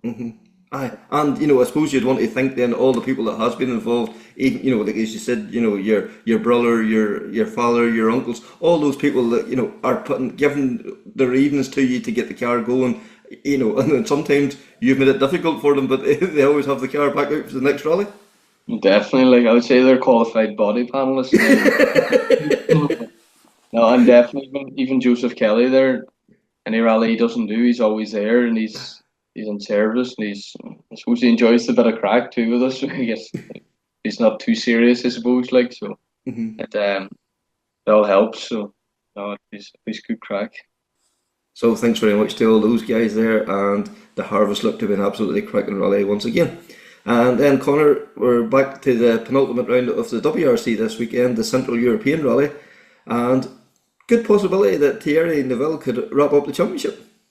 Yeah, that's it. It's supposed to hard to believe the season's drawn to a close, and yeah, as you say, there is a chance here that Thierry could, seal the driver's title in the Central European event. So I suppose it's all eyes on Thierry. It's is it his to lose? Is it his to win? It's such a hard one to know, and you're going to have Tanak and Ogier both out to spoil that party. Yeah, that's for sure. That's for sure. And then there's a lot of local interest as well too. Yeah, well, that's it. Well, firstly, we have Aaron Johnson back. Taka returns for Central European, having been benched by Toyota for Chile. So, look, it's great to see that pairing back, and hopefully things go well for both of them. I suppose for Taka, it's a case of getting settled, clocking up the mileage, having a good solid result, and getting himself psyched and ready for the final round in Japan. Then in the Rally 2 battle, we've William Crichton, Liam Regan, and Josh McErlean and James Fulton. So fantastic to see them out. And also another couple of entries as well. Eamon Boland and MJ are regular, WRC competitors that sometimes we forget about. And then you've Connor Wilson and Darren Curran out as well in the event. So like a strong local interest. That's for sure, and that, I just think, for like Eamon and MJ, like they just go out, no fuss, no drama, just get out and do their rallying, and just still seem to have a blast doing it. Yeah, look, they do. They again, ultimate clubmen. I'm not sure if that's quite the phrase you'd use, but certainly gentlemen drivers, and have go out, and not only do they just clock, they're not just up clocking the mileage, they actually get results, and solid results as well. So there's nothing to be sniffed at in what they're doing. Definitely not. And they're normally always up at in the top 2, 3 of the WRC Masters as well too, and that kind of goes down below the radar a wee bit, and like that is an FIA recognised title as well. That's it, like, and highly competitive as well, and some big names in there, from days of old, where we would have had some familiar names on the WRC circuit, ex-works drivers. But yeah, it does go unnoticed, and Eamon and MJ have clocked up some fantastic results there, and won their own championships as well over the last couple of years too. So but it does go a bit under the radar, as you say. That's for sure. That's for sure. But you get a chance to catch up with Josh McErlean just to kind of get a wee overview of where he's been this last, last month really now, since the last time we got a chance to hear from Josh. Yeah, look, he's had a really busy couple of months, and it's a while since we've spoken to him, and this is probably his last WRC round for the year, so it was a chance just to catch up, get a bit of a feel for what to expect in Central European Rally. Josh, just looking through EWRC there, and I have to say you've had one very busy September. Starting with the Acropolis, a ninth overall. That was a fantastic result in what's a bit of a car breaker. Yeah, it's been busy. It's only whenever you say it and you look back through EWRC to see how busy it was. It's been pretty non-stop. But yeah, Acropolis seems a lifetime ago now, but it wasn't actually that long. Really difficult event. It was our first time going there, and obviously with new pace notes, new everything, and yeah, coming off the back of Finland to go into a rally like that there is quite difficult to obviously change the mindset of not pushing flat out as such and trying to manage the whole rally. But yeah, to come to the end of it, ninth overall, and it was quite good WRC2 position as well after punctures and whatnot. But yeah, it's one of them rallies you have to just keep going and never give up attitude. And like, you know, tough conditions between the heat and very long days as well. Yeah, I think one of the days was 16 hours in the car, which is bad enough. But then within 40 degrees temperatures is a different level. But yeah, it's good to do these things. Obviously, we've a lot of training through the academy, and going to likes of Safari last year was a big help for whenever it comes to this here, that you know you can actually do it. And no, honestly, it was a good way to end our last WRC event, and obviously going into the end of the year, you need good results to keep the whole thing going. And then from the Acropolis, you went to Tennessee and a switch back to the Hyundai. Yeah, it was something different. Obviously, come back with Philip Case as well. We had a long-term relationship there, and with the Hyundai and the i20, it was something different. And the opportunity came with John Coyne. He had wrapped up the RC2 championship in America, so it was a nice bonus to get that phone call. American rallying is always quite fun. The people over there is quite crazy, and the roads are incredible as well. So, no, to go there, Eoin Treacy in the notes, it was like going back to old times nearly with Philip, and it was going great. We had a good weekend. Obviously, it didn't end the way we wanted to with what happened in the end with some small issue, but it was good to fight the Subarus, what John wanted to do, and I think it gives American rallying a new lease of light to see that an RC2 car can actually race these cars. Yeah, I suppose everybody was, you know, that was the whole thing. Can the RC2 beat the Subs? And you know, you did. Yeah, we didn't. Okay, you can say the rally maybe not so much suited the RC the Hyundai better Rally 2 car, but it's probably less of a disadvantage than it would have been on a faster rally where the Subarus do have a big top end. They are a fast car and they've got a lot of power. But even from a split time point of view or a stage dynamic, you could see with RC2 car going up hills, it was losing on the splits, and on the downhills you could carry that bit more speed and get it back. So no, it was good to do. It was nice to race these superstars because Pastrana and Semenuk are heroes over there, and the fan base that they have is crazy. So yeah, to be in the middle of that there was definitely something cool. And obviously, look, you know, the WRC is looking to move to the US. So did it give you a taste for the potential type of stages or the nature of the stages over there? Yeah, I think Tennessee is where it's going to be at. I'm not sure if it's going to be in that certain area, but honestly, the stages are very, very good. You've a bit like GB or something like that, maybe a looser top on the surface, but yeah, the trees are close by. They're technical. They've a lot of challenges in them, and yeah, I think one of the stages we had like 40 odd pages of notes for a stage. So yeah, it's busy. It's not like it's a motorway like people think maybe American rallying is, and it was a great event. It's good to go do these things, and obviously there's a lot of Irish over there with Paul Rowley and the McCormick, Seamus Burke. These boys are great crack to be out with. Yeah, and then a rare occasion you got to compete at home. If you call it that. Yeah, so Cork 20. A tough event. Weather, the weather was just the conditions were atrocious basically for it. How did you find it? Yeah, first of all, I think it was a massive effort to try bring it together from Marty McKenna and C&M Motorsport. It was their car that they bought actually off Talksport after Greece. It was their Greece car, so a lot of preparation to try to get it across the water from Germany, from Greece to Germany to Ireland in a short space of time to re-prep it into tarmac to get it to the stage of the rally was quite good, and we have a lot of local people that helped us along the way of Kevin Duffin and yeah, obviously Conor McCluskey, Woodland and James McCarville put a lot of effort in it to get us there. So to get to the start line was actually probably the more of achievement than what turned out to be in the rally. But yeah, to go home is always special.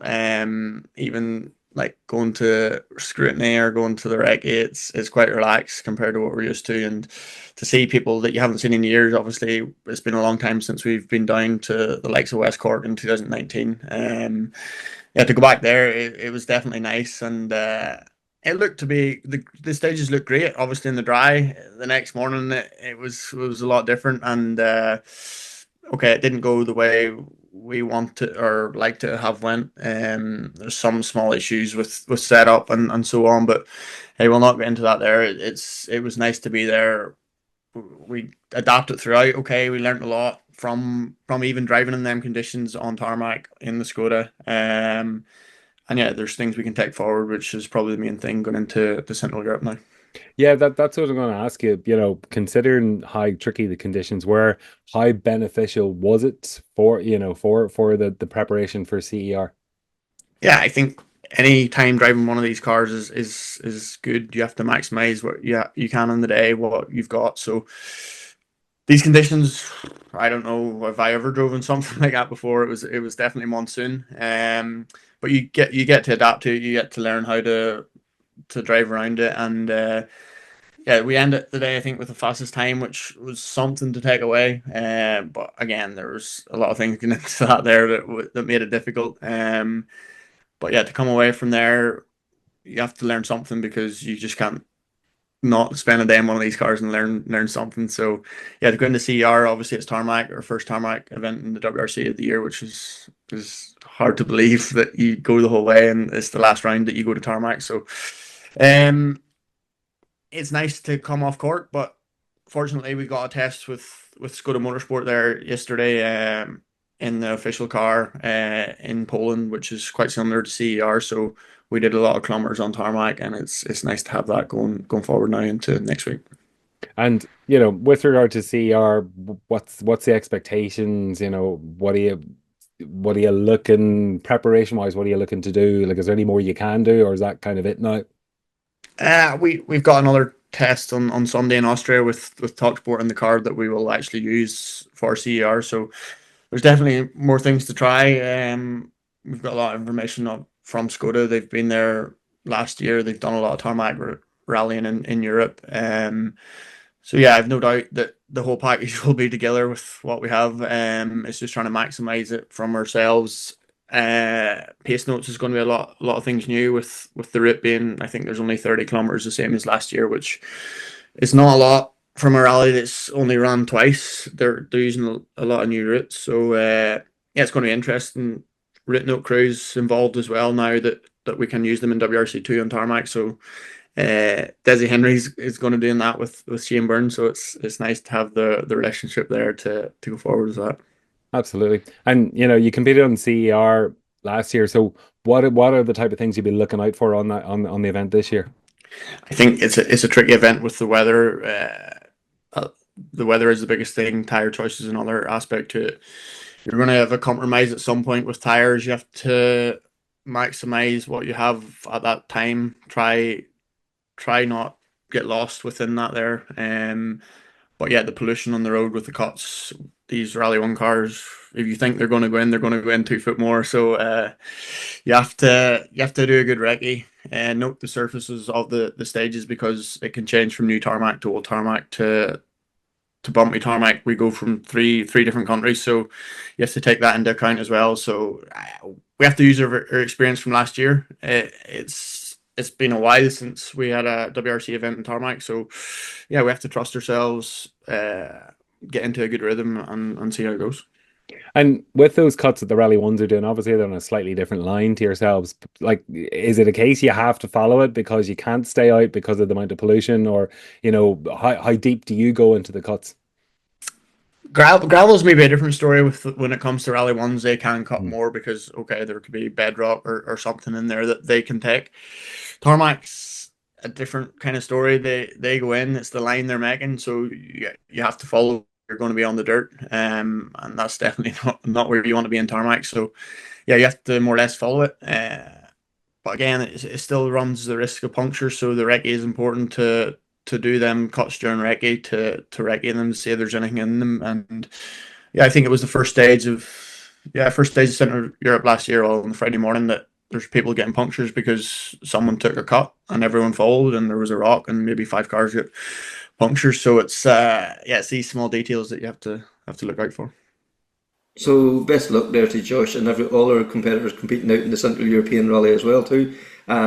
This weekend as well too, we have the Dogleap returning to the forest of Springwell and Callum. What can we say that already hasn't been said, I suppose. I get a chance to catch up with Ian Connolly, the COC for the event, and he is just really hyped about it. It's really looking really, really good. We just got the top 10, or actually the top 15 competitors there, so I'll just read down through them here. There's Ryan Caldwell at number 1, Vivian Hamill, then Dara Cairns, Paul Britton, Jordan Holm, Martin Cairns, Gareth Sayers, Ian Dixon, and James McCarville. They're all out in R5 Rally 2 cars, and then the 2-wheels drive start there. Paddy McToll, Shane McGurr, Adrian Hillington, and Martin McCormick. So, it's going to be all action on Saturday. Yeah, listen, there's a cracking entry list there for a start. Obviously, there's more to come, but nobody's there is going to be sitting back and taking it easy. No, that's for sure. And myself and Ian talk about it. Callum and Springwell are 2 epic stages. There's not so many years ago they were these stages in Irish Forestry Rally. Yeah, look, they're 2 cracking stages. I've been out and spectated on them a few years back, and it's lovely to see them returning to the championship as well. That's for sure. So let's hear from Ian. This weekend sees the return of the Dogleap, like a naming rally, and it just brings a smile to your face. Ian, you're the COC, and the reputation of this rally just goes back years. Like it's one of those rallies that just, there's so much history, there's so much stories involved in it. It must be an absolute pleasure for yourself to be the COC this year. Yeah, very much so, Kevin. We're delighted, actually. We've got a massive year this year as a club. I'll maybe mention that in a wee second, but as you rightly said, Northern Ireland Forest Rally, and in the heyday, the Dogleap was one of the primary events out there.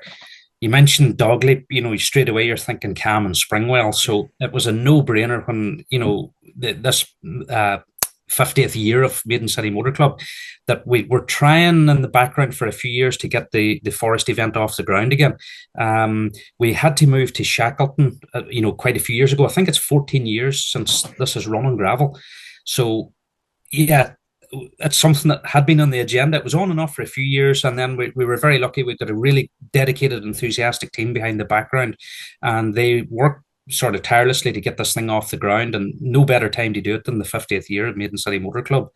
So we're delighted that we're able to come back again and use Cam and Springwell, the 2 iconic stages in Forest Rally in the north of Ireland. So we're really looking forward to it. Yeah, them 2 names are names that just, like if you mention Callum Springwell, like you can almost, you get visions in your head. You see Kevin Lynch, you see Glenn Allen, you see, so many heroes of the sport that, cut their teeth and were so successful in those events. Yeah, I mean, there's quite a few stories, actually. I'm sure a number of competitors would have some great stories, some not so great stories as well, with regard to those 2 stages. But for us as a club, the ideal scenario was to have those 2 stages as part of the rally, and we're very lucky and thankful to the Forestry Commission, up in that area, that we were able to get access to go in and bring the rally back to its natural habitat, I suppose, which was gravel. So. Yeah, and as well as that, the local community is getting in behind this as well. You have a very good service area there in Limavady, and it's just going to be such a nice route for competitors there at the weekend as well. Yeah, we're very fortunate that we still have the link there with Shackleton, the complex. So again, an ideal base for service. So we've got like good surface there, great facilities. It's nice and quiet, just sort of down at the bottom of the town in Ballykelly. The road sections out are very straightforward as well. So yeah, it's a nice compact route, and I think the whole thing will work very well. This year is really just to try and get the thing really established again. And all things being well, if which we should be going ahead next year, we're starting to think about it already. But we would like to maybe possibly add one of the other stages as well. 2024 was really just about getting the event back into the woods again, and then we'll take it from there and hopefully grow and develop it further moving forward. Yeah, because as you say, like, this is not Ian Connolly's rally. This is the Maiden City. This is not. There's a whole team of people getting involved behind this. This is, it takes a team to make this work. That's maybe what I'm trying to go for. Yeah, I mean, absolutely. I mean, going back to the last time that the event ran on gravel, I mean, there was a dedicated team back then who, always ran a really, really good rally. It was McErlean would have been the clerk of the course for many years. So it's nice to be able to try and get sort of the team back together again. Like Michael's sort of involved again in the background in this event, and lovely to see him back and back into this event. And but the team have worked tirelessly. I mean, the amount of work has gone on has been phenomenal. And it's probably gone on close on a year. Working specifically, knowing what we had in the back of our mind to try and bring it to fruition. So we're just thankful it's happening. And at the end of the day, like a rally is not about one person; it is about that team. And whether it's the organising team, the stage commanders, the marshals, the timekeepers, all the services that come. I mean, if you miss any of the pieces of that jigsaw, you don't have an event. So we're very fortunate that there's really good people out there that they're giving up their time to come and support this event. So yeah, we want to put on as big a spectacle as we can for them, and hopefully everyone will enjoy the day. Yeah, and like, as you say, like, it's the background. Like, a lot of competitors, they don't see all the work that goes on for the the year up to leading up to this event. Like, there's safety plans. There's there's so many I's to be dotted and T's crossed, and like, it's a phenomenal amount of work. And it's great to see that competitors have rolled in behind this and supporting the event so well. And like, it's a wee bit of a leap of faith for them too, because this is something that's like, for, as you say, 14 years. I know the Glens have interviewed it a couple of times, but like, these is going to be new stages to a lot of competitors, and they're in for a real treat. Oh, very much so. We've done a wee bit of preparatory work on the stages as well, because it's been quite a few years since any event has taken place on there. As you rightly said, other clubs have gone in and used a couple of them in the past. So we've a bit of remedial work to do in terms of scraping and everything. But yeah, they're in good shape. And I think this week the weather's actually to hold up pretty nicely as well as to be reasonably dry. So I think we're not looking at the prospect of getting into a mud bath on Saturday. The conditions should be fairly good.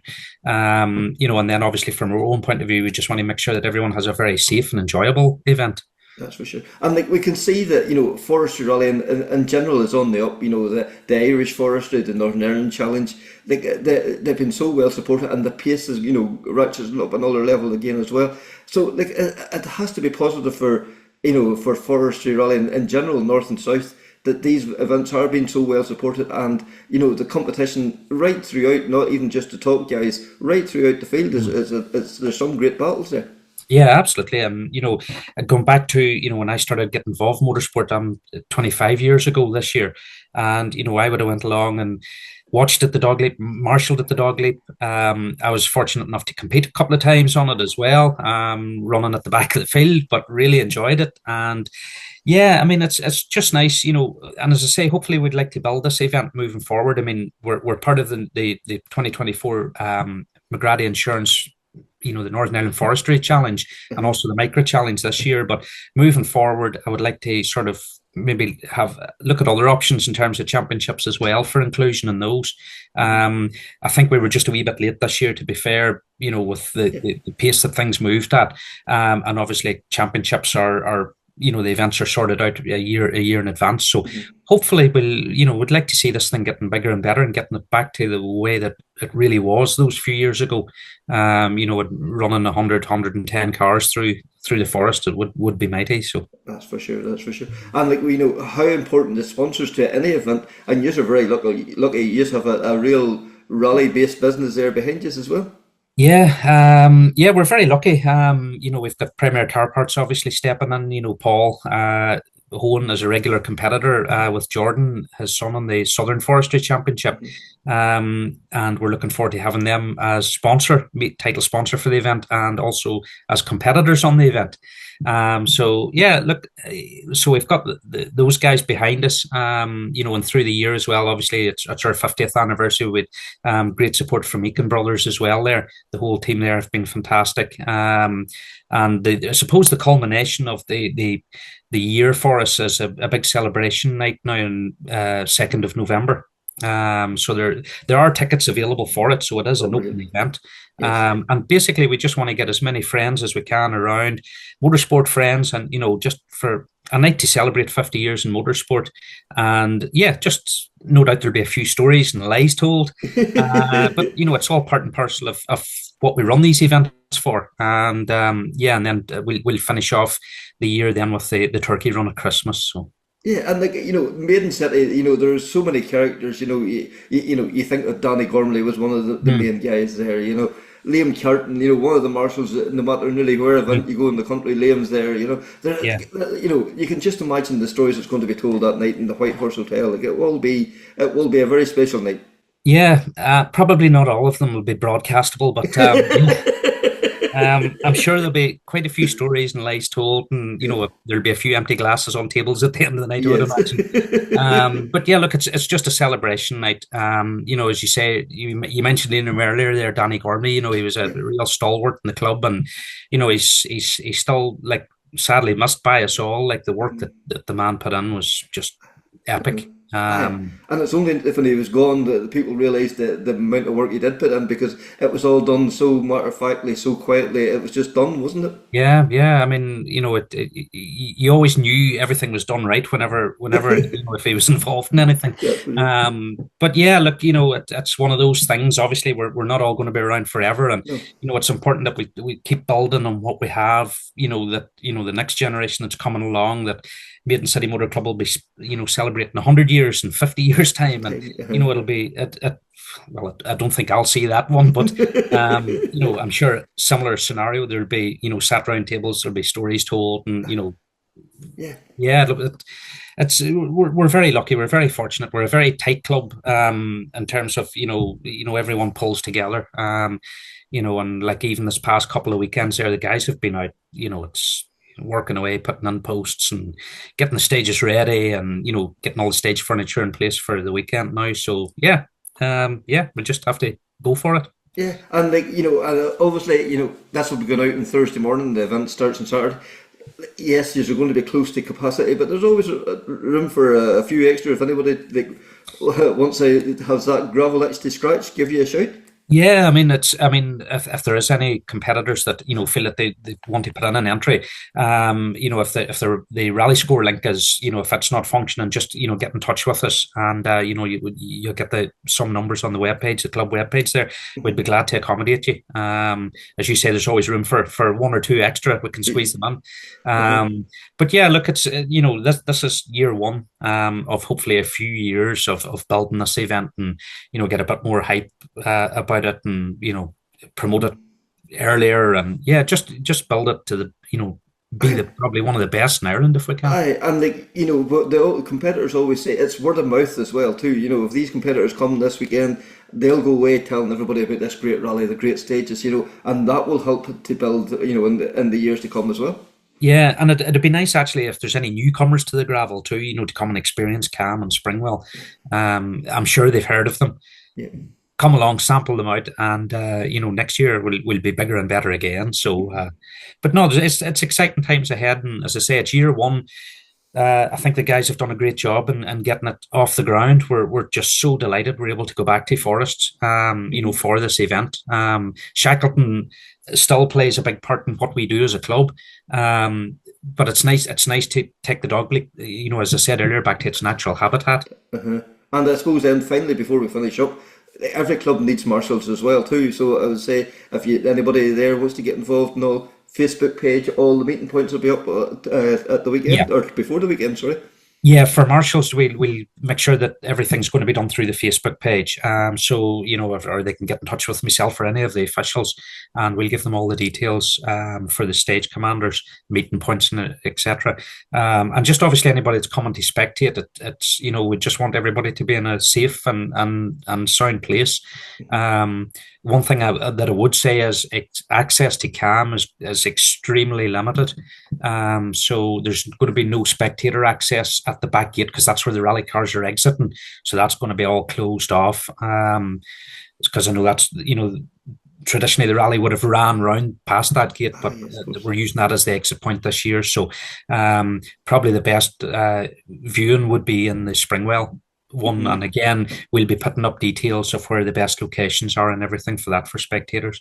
But no, we welcome any help from marshals. We're obviously always grateful for them turning out, and hopefully the sun will shine on Saturday. It'll be a nice day in the woods, and you never know, they might see an odd bear or two as well as a rally car.